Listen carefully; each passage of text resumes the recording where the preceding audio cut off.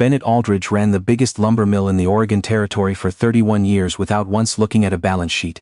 He had the timber, he had the crew, he had the contracts, and he had the reputation his father had built, from nothing in the Douglas fir country south of Portland. That was enough for him. It had always been enough.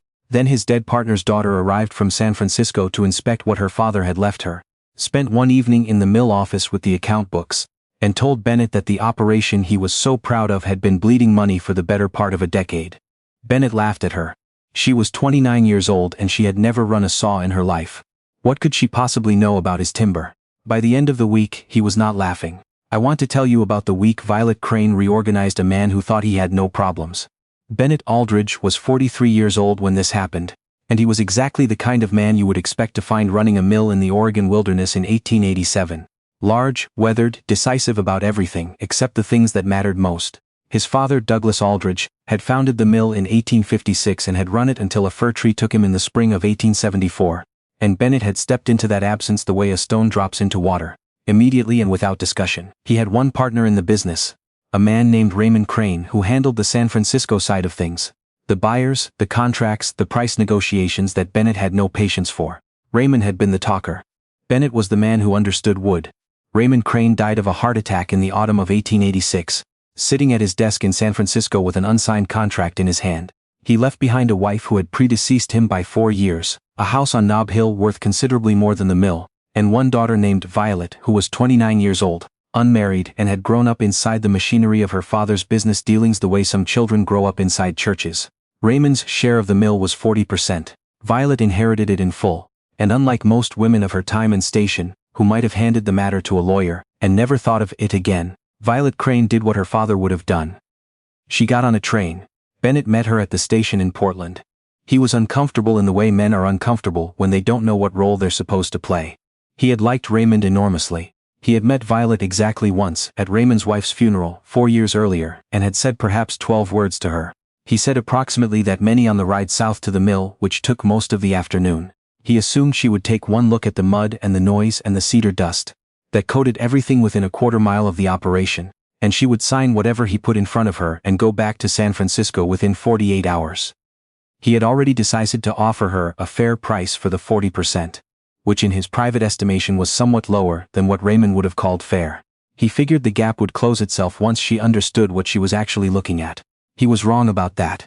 He was wrong about most of his assumptions regarding Violet Crane, and the week that followed was the slow, methodical, occasionally humbling education of a man who had confused knowing his business with understanding it. Violet said almost nothing during the drive south.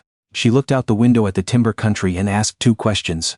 How many board feet the mill cut per week, and what the current price per thousand in San Francisco was. Bennett answered both. She nodded, looked back out the window, and did the arithmetic in her head so quietly he never noticed her doing it. That evening, while Bennett was out walking the millyard the way he did every night before dark, checking the log decks, speaking to the night crew, making sure the world was as he'd left it, Violet found the account books in the mill office and sat down with them and a lamp.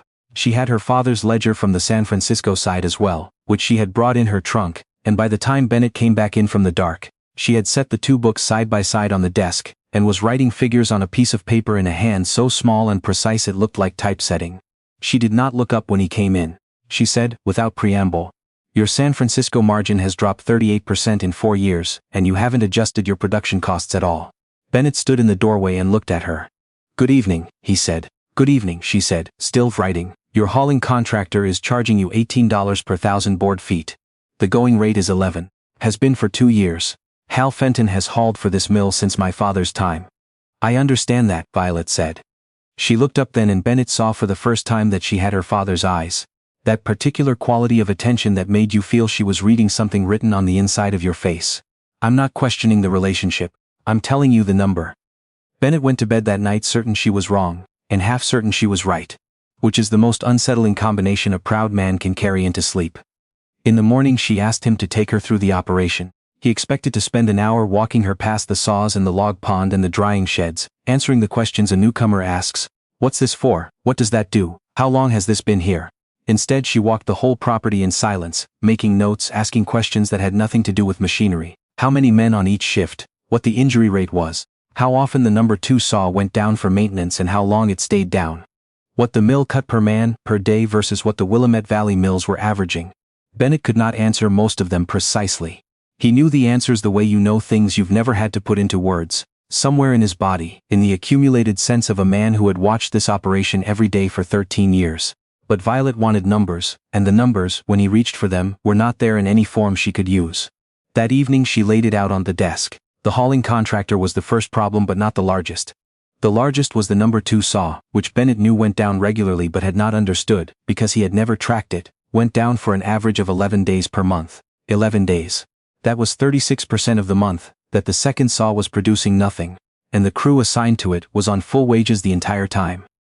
She had found this by cross-referencing the maintenance log with the payroll records. 2 books that had never been placed next to each other in the history of the mill. That single saw, she said, putting her pencil down, is costing you approximately $400 a month in wages for work that is not being done. Not because your men are dishonest.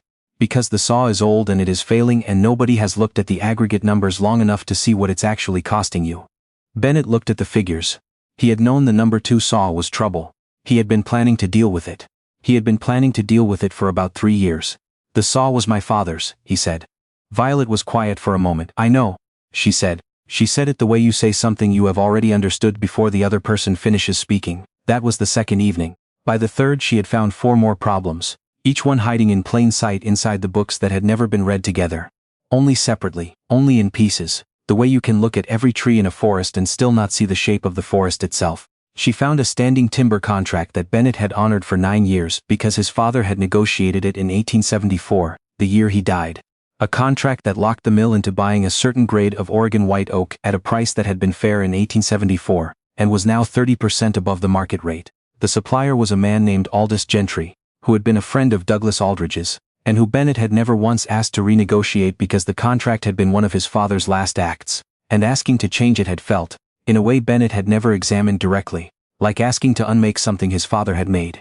Violet found this on the 3rd day and sat with it quietly before she said anything. She understood, because she had buried her own father, what it was to hold on to something past the point of reason, because releasing it felt like a second loss.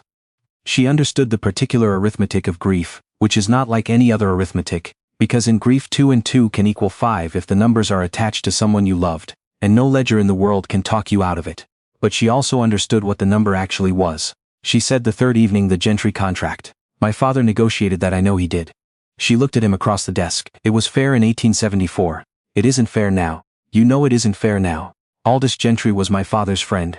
Aldous Gentry, Violet said without heat, has been collecting 30% above market rate for 9 years and has never once offered to renegotiate. A friend would have offered. Bennett sat back in his chair.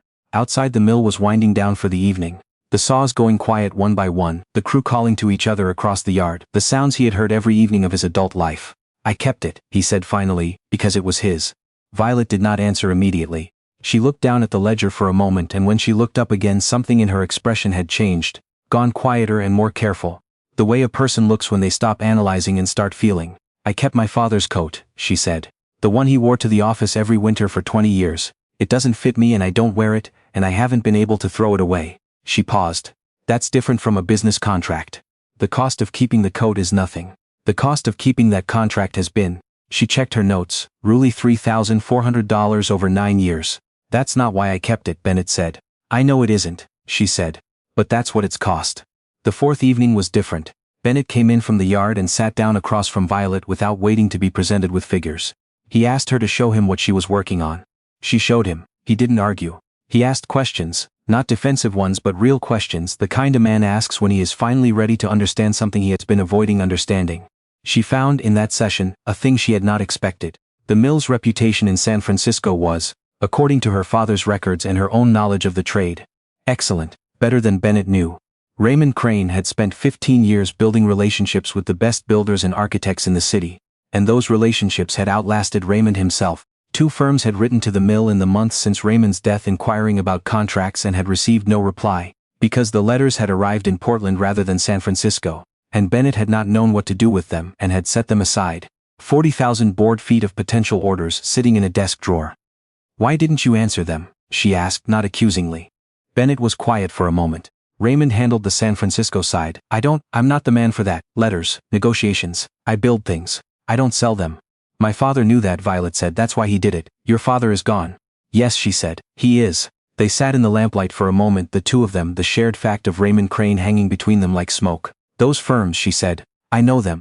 I grew up going to dinner at their principals' houses. I can answer those letters. She said it carefully, not as an offer exactly, more as an observation about what was true. You have a house in San Francisco, Bennett said. I have a 40% share in an Oregon lumber mill, she said. And the question I came here to answer was whether to sell it or keep it.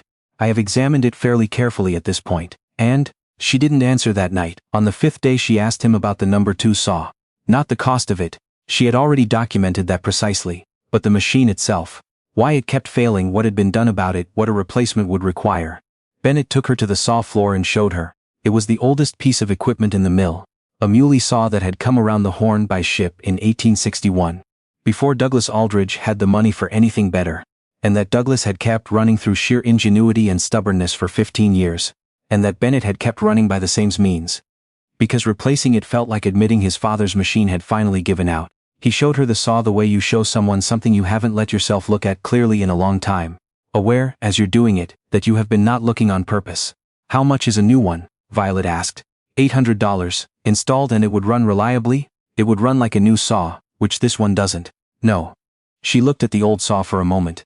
$800, she said. Against $400 a month in lost production. She didn't complete the arithmetic aloud. She didn't need to. Bennett had already done it 2 months, he said. 2 months. She agreed. He looked at the old saw for a long time. There was sawdust on it that had been there, in the grain of the iron, for 30 years. He had watched his father work beside that machine. He had stood next to it on the day his father was brought in from the timber, and it was the first thing he'd touched afterward, the most familiar thing in the world. He would have replaced it years ago, Bennett said. My father, he wasn't sentimental about equipment, no, Violet said. He wasn't. You're the one who got sentimental about it. I think because getting sentimental about the saw was easier than getting sentimental about him. Bennett looked at her. That's a lot to lay on a piece of machinery, he said. You laid it there, she said. Not unkindly. Simply that was the 5th evening. The plan she set out was practical and complete. Replace the saw, renegotiate the Gentry contract, replace the hauling contractor, answer the 2 letters from San Francisco. Within 18 months, she calculated, the mill's net earnings would increase by roughly 60%. On $1,040 fewer dollars per month in outgoing costs. Bennett read the plan, read it again, set it down. My father built this mill, he said, and I have run it for 13 years and I missed all of it. You didn't miss it, Violet said. You knew all of it. You just hadn't looked at it all at once from the outside. That's a different thing, is it, Bennett? She said his name directly, which she had not done before. You have 63 men who have worked for you an average of 8 years. 63 men who came back every year because of how you run this place and how you treat them. My father used to say, in every letter he wrote me about this partnership, that you were the most honest man he had ever done business with. That is not nothing. That does not show up in a ledger and I cannot put a number on it, but it is the reason this mill still has a reputation worth protecting. I came here to look at an asset. The asset is not the timber, the asset is you. Bennett was quiet for a long time. Raymond used to say things like that, he said. Your father, I know, she said. He was right. The 6th day was supposed to be the last. The plan was written. The problems were documented. The solution was clear. Violet had come to Oregon to examine a 40% stake in a lumber mill, and she had done that thoroughly, and the reasonable conclusion was to settle the terms with Bennett, take a fair price or arrange a buyout, and return to San Francisco. She packed her trunk that morning. Bennett arranged for the wagon to take her to Portland for the evening train south. The ride north was not like the ride south had been. The ride south had been the silence of 2 strangers. The ride north was the silence of 2 people who had spent a week speaking plainly to each other, and had run out of things they were avoiding, which is a much more comfortable silence, and a much harder one to leave. At the station, Bennett carried her trunk to the platform. He said, You told me the truth about everything. Most people don't do that, she said. Most people aren't looking at your books, I mean, about the rest of it. He looked at the platform rather than at her. The saw, the contract, what I was actually doing and why. He paused. I'm obliged to you for it. She looked at the train which was not yet in the station and then looked back at him. You'll do the plan? I'll do the plan. All of it? Not just the easy parts, all of it. She nodded. Then she said, the 2 letters from San Francisco, I'll answer them. You won't though, she said. You just told me you're not the man for letters as negotiations. That was honest and I respect it. But if you answer those letters the way you answered the ride from Portland, those firms will find another mill. Bennett said nothing, because she was correct. The train whistle sounded somewhere up the line, still distant. Violet Crane, who had never in her life made a decision she couldn't justify with numbers, looked at a man she had known for 6 days and said, My father's 40%, I'm not selling it. Bennett waited. I have a house in San Francisco and I have relationships in San Francisco that this mill needs, and I have a 40% stake in an operation that I have now examined more carefully than its principal owner ever has. She said this without pride, just as a fact. The reasonable thing to do with an asset you understand and believe in is not to sell it. My father knew that, I know it. A pause. I want to come back in the spring, to handle the correspondence and to help you set up a proper accounting system so that you are never again surprised by your own books. Bennett said, that's a business arrangement. Yes, she said. You're talking about coming back to Oregon. I'm talking about coming back to Oregon. He looked at her for a long moment. He was not a man who spoke quickly or easily, and she had learned that about him over the course of the week, so she waited. The spring thaw, he said, puts the roads out for most of March. April, he said. He picked up her trunk and set it back down on the platform, and then before the porter could touch it he picked it up again and walked it back to the wagon. Violet watched him do this. She did not say anything. She understood it completely, because by the end of that week they had learned to understand each other in the particular way that happens when two people have spent 6 days being honest about difficult things, which is faster and more durable than almost any other kind of understanding. She did not take the evening train. They were married the following autumn, in Portland, in a ceremony that the local newspaper described as quiet and the attendees described as unexpectedly moving. The mill hands came in their good shirts. Aldous Gentry did not attend, having by then been informed by letter, in Violet's precise and courteous hand, that the contract was being renegotiated at market rate effective the new year. He had not taken it well. Neither Bennett nor Violet lost sleep over it. The number 2 saw was replaced in January. The new one ran without incident for 11 years. The old muley saw, which Bennett had neither the heart to sell for scrap nor the excuse to keep in the mill, ended up in the corner of the machine shed with a canvas tarp over it. Violet did not ask him to move it. She understood the difference between the things you keep, because you can't let go, and the things you keep, because you aren't ready yet. And she understood that sometimes those are the same thing at different points in the same man's life. The 2 San Francisco firms got their replies in February, written in Violet's hand, warm and specific and knowledgeable about their work, in a way that made clear that someone at the Aldridge Mill had actually looked at what they built. Both firms signed contracts. One of them became the mill's largest buyer for the next 12 years. By 1892, the Aldridge Mill was running at twice the profit it had managed in its best year under the old arrangement, on a cost structure that Violet reviewed every quarter, and Bennett trusted completely, not because he didn't understand it. She had made sure he understood it, but because he understood her, and that was enough. Raymond Crane's coat, she should add, came with her to Oregon. It hung on a peg near the mill office door for many years. Bennett never commented on it. He was not a sentimental man by his own account. But Violet noticed, one winter, that he had moved it from the peg to the peg inside the office, away from the cold and the damp, where the wool would last longer. He never mentioned that either. I think about Bennett Aldridge sometimes when I think about the things we refused to examine. The saw that was his father's. The contract his father had signed. He wasn't a foolish man. He wasn't even an incurious one. He simply had never stood outside his own operation, and looked at it the way someone who loved him might look at it. Clearly, without the distortion that grief and habit and pride produce in men who are trying to honor the dead by refusing to change anything the dead once touched. There is a version of loyalty that is really just fear. Fear of change. Fear that if you update the thing, you somehow diminish the person who built it. Most of us have something like that. A way of doing things, an arrangement, a contract with the past that has long since stopped making sense but that we keep honoring because the dishonor of changing it feels worse than the cost of keeping it. Sometimes the most useful thing another person can do for you is sit down with your books, whatever form your books take, and show you the actual number. Not to take anything away from you. Just to tell you what things cost, and let you decide from there. Tell me in the comments, what is the thing you have been keeping the old way? Not because it still works, but because it was someone else's, and changing it feels like losing them all over again. I think more of us have a muley saw in the corner of our shed than we'd like to admit.